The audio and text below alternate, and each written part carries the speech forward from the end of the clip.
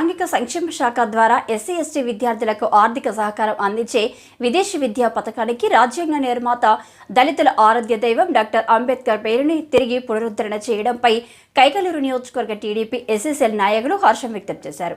శుక్రవారం స్థానిక తాలూకా సెంటర్లో ఉన్న అంబేద్కర్ విగ్రహానికి వారు పాలాభిషేకం చేశారు.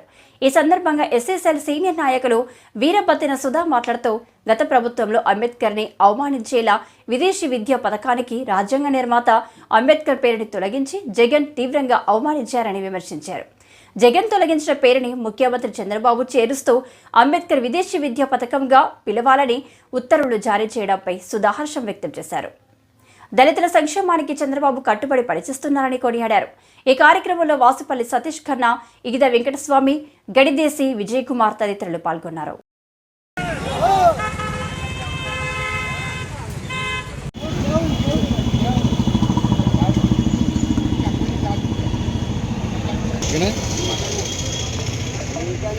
ఆంధ్రప్రదేశ్ రాష్ట్రంలో 2019-2024 5 సంవత్సరాల పరిపాలనలో జగన్ రెడ్డి అనే రాక్షస పాలన కొనసాగించడంలో సిద్ధహస్తుడిగా ఉన్నాడు. అందులో భాగంగానే బాబాసాహెబ్ డాక్టర్ బిఆర్ అంబేద్కర్ గారి పేరు మీద ఉన్న అంబేద్కర్ విదేశీ విద్య పేరుని తీసి తన పేరు పెట్టుకోవడం ఎంత దుర్మార్గమైన చర్య అంటే దీన్ని యావత్తు దళిత ప్రజానికమే కాదు భారతదేశంలో ఉన్న ప్రతి ఒక్కరూ ఖండించాల్సిన అవసరం ఉంది.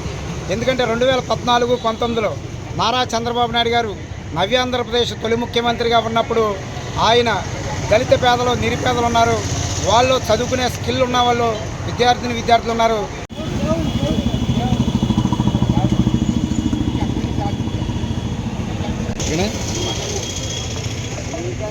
ఆంధ్రప్రదేశ్ రాష్ట్రంలో 2019-2024 5 సంవత్సరాల పరిపాలనలో జగన్ రెడ్డి అనే రాక్షస పాలన కొనసాగించడంలో సిద్ధహస్తుడిగా ఉన్నాడు. అందులో భాగంగానే బాబాసాహెబ్ డాక్టర్ బిఆర్ అంబేద్కర్ గారి పేరు మీద ఉన్న అంబేద్కర్ విదేశీ విద్య పేరుని తీసి తన పేరు పెట్టుకోవడం ఎంత దుర్మార్గమైన చర్య అంటే దీన్ని యావత్తు దళిత ప్రజానికమే కాదు భారతదేశంలో ఉన్న ప్రతి ఒక్కరూ ఖండించాల్సిన అవసరం ఉంది.